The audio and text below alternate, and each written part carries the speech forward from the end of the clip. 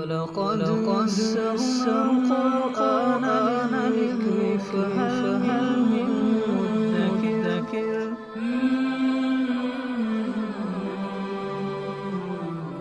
سورۃ النساء آیت نمبر 172۔ اعوذ باللہ من الشیطان الرجیم، بسم اللہ الرحمن الرحیم۔ لن يستنكف المسيح ان يكون عبدا لله ولا الملائكة المقربون ومن يستنكف عن عبادته ويستكبر فسيحشرهم إليه جميعا۔ سابقہ آیات میں اہل کتاب یعنی نصارہ کو یہ کہا گیا تھا کہ تم لوگ ثلاثہ کا جو قول کرتے ہو کہ تین خدا ہیں، یہ تین سے مل کر خدا ہے، اس سے باز آ جاؤ۔ خیر لکم، اس میں تمہارے لیے خیر اور بہتری ہے۔ ان آیات میں ارشاد فرمایا کہ حضرت مسیح علیہ السلام، ان کو تو اس چیز سے کوئی عار نہیں، کوئی شرم نہیں آتی اس بات سے کہ وہ اللہ کے بندے ہوں اور اللہ کے بندے کہلوائیں، بلکہ قرآن کریم میں یہ مذکور ہے کہ حضرت عیسیٰ علیہ السلام نے اپنے بچپن میں کہا تھا کہ انی عبد اللہ، میں اللہ کا بندہ ہوں۔ اور عبدیت یہ تو ایک بڑا مقام ہے، بندے کے لیے بڑا مقام ہے۔ اور دیکھیں کہ اللہ تعالیٰ نے نبی پاک صلی اللہ علیہ وسلم کو آسمانوں کی سیر کروائی، اسراء۔ تو سورہ بنی اسرائیل کی پہلی آیت میں اللہ تعالیٰ نے آپ صلی اللہ علیہ وسلم کی جس صفت کا ذکر کیا وہ یہی عبدیت تو تھی۔ سبحان الذی اسریٰ بعبدہ لیلا من المسجد الحرام۔ تو آپ علیہ السلام بھی اس کو بڑے فخر سے بیان کیا کرتے تھے اور اس کے اوپر خوش ہوتے تھے کہ میں عبد ہوں، میں اللہ کا بندہ اور اس کا غلام ہوں۔ تو فرمایا کہ حضرت مسیح، حضرت عیسیٰ علیہ السلام تو اس چیز سے کوئی عار محسوس نہیں کرتے کہ وہ اللہ کے بندے ہوں، اور نہ ہی اللہ کے مقرب فرشتے اس چیز سے کوئی عار محسوس کرتے ہیں کہ وہ اللہ کے بندے ہوں۔ تم لوگوں کو کیا محبت چڑھی ہوئی ہے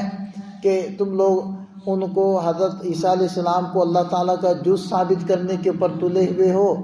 اور الہ ثابت کرنے کے اوپر تلے ہوئے ہو اور اللہ تعالیٰ کا بیٹا ثابت کرنے پر تلے ہوئے ہو، جبکہ خود حضرت عیسیٰ علیہ السلام اس چیز سے خوش نہیں ہیں اور وہ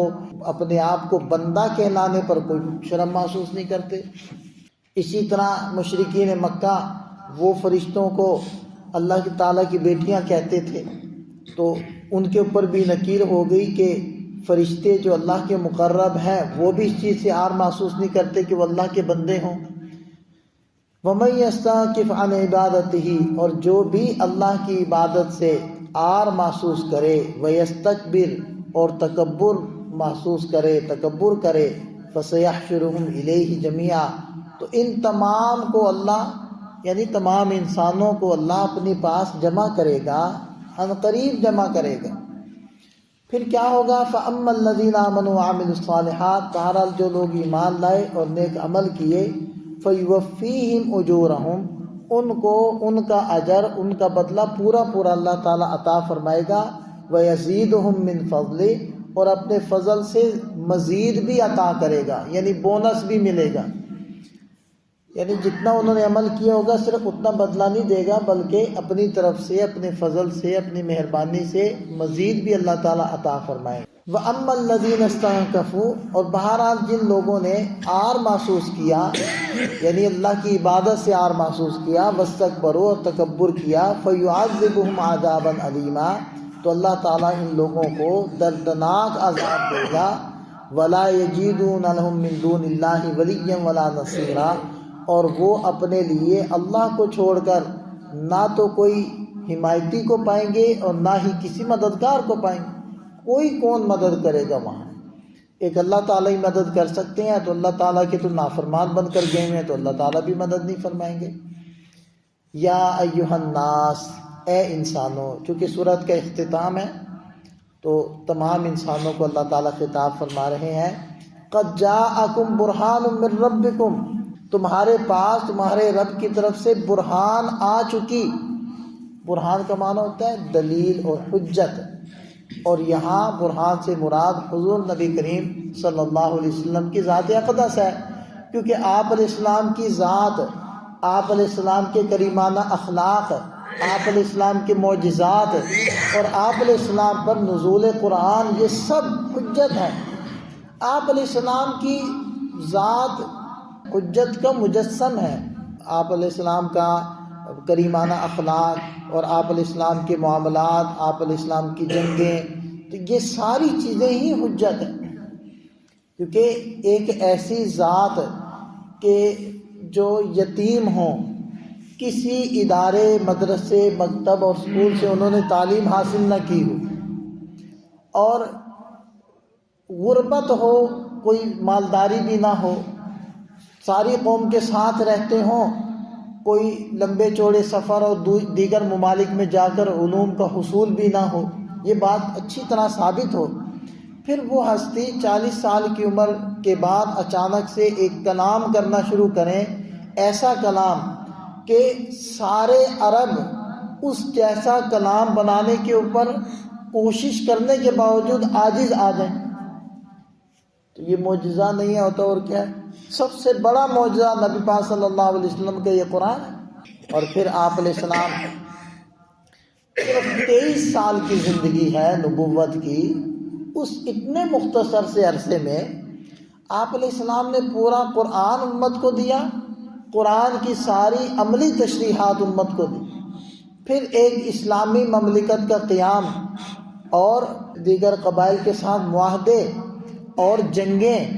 اور پھر دیگر ممالک اور بادشاہان کی طرف دعوتی خطوط، اور پھر یہ دیکھیں کہ خانگی زندگی،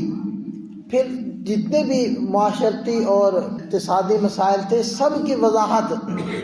تو یہ ایک معجزہ ہے، معجزے سے کم نہیں ہے، یہ معجزہ ہی ہو سکتا ہے کہ جس ہستی کو باہر سے لشکر کشی کا بھی خطرہ ہو، اور جہاں بدر ہوئی ہو وہاں پھر احد بھی ہوئی ہو، وہاں پھر خندق بھی ہوئی ہو، وہاں اور جنگیں بھی ہوئی ہوں، تو بے شمار جنگوں کے اندر جو رہے ہوں، پھر انہوں نے ایسی مکمل زندگی امت کو دے دی ہو کہ جو قیامت تک آنے والے مسائل جتنے بھی ہیں تمام کا حل اس زندگی کے اندر موجود ہو۔ اور پھر ایسے کریمانہ اخلاق کے دشمن بھی اس کو مانتے ہوں، دشمن بھی کہتے ہوں کہ ہاں واقعتاً ایسے اخلاق والی ہستی ہم نے کوئی اور نہیں دیکھی، اور ایسا اثر رکھتے ہوں کہ جو ہلکا بگوش اسلام ہو جاتا ہو پھر وہ اس کو چھوڑتا نہ ہو، اس سے نکلتا نہ ہو، اس کی جان چلی جاتی ہو، وہ جان کو قربان کر دیتا ہو۔ جتنی محبت، جتنا پیار اس کائنات کے اندر اللہ تعالیٰ کے بعد حضرت محمد صلی اللہ علیہ وسلم سے کیا گیا، اتنا پیار اور کسی سے نہیں کیا گیا، نہ کیا جائے گا۔ اللہ نے ان کا نام اپنے نام کے ساتھ جوڑ دیا۔ تو یہ ساری معجزات ہیں، آپ علیہ السلام کی ذات ہی معجزہ ہے، اس لیے فرمایا قد جاءکم برہان من ربکم، آپ علیہ السلام تمہارے رب کی طرف سے ایک برہان بن کر تمہارے پاس آ چکے ہیں۔ وانزلنا الیکم نورا مبینا، اور ہم نے تمہاری طرف ایک ایسا نور اور ایک ایسی روشنی اتار دی ہے جو راستے کو بالکل واضح اور روشن کر دینے والی۔ یہ قرآن کریم ہے جو اللہ تعالیٰ کی طرف سے اتارا ہوا نور ہے، جس کی دلائل کی وجہ سے بالکل راہ حق واضح ہے۔ فَأَمَّا الَّذِينَ آمَنُوا بِاللَّهِ، بھارت جو لوگ ایمان لائے اللہ پر، وَاعْتَصَمُوا بِهِ، اور ان لوگوں نے اللہ کو مضبوط تھام لیا، فَسَيُدْخِلُهُمْ فِي رَحْمَةٍ مِّنْهُ، تو اللہ تعالیٰ ان کو اپنی رحمت میں داخل فرمائیں گے، وَفَضْلٍ، اور اپنے فضل میں داخل فرمائیں گے، وَيَهْدِيهِمْ إِلَيْهِ صِرَاطًا مُسْتَقِيمًا، اور اپنی طرف ان کی درست راستے کی ایسی رہنمائی کریں گے کہ جو راستے تک ان کو پہنچا دے گی۔ تو یہ ہے جی قرآن ہمارے لیے برہان ہے، نور ہے، نبی پاک صلی اللہ علیہ وسلم کی ذات ہمارے لیے برہان ہے۔ اللہ تعالی ہمیں آپ علیہ السلام کی زندگی کو سامنے رکھ کر اپنی زندگی گزارنے کی توفیق عطا فرمائے۔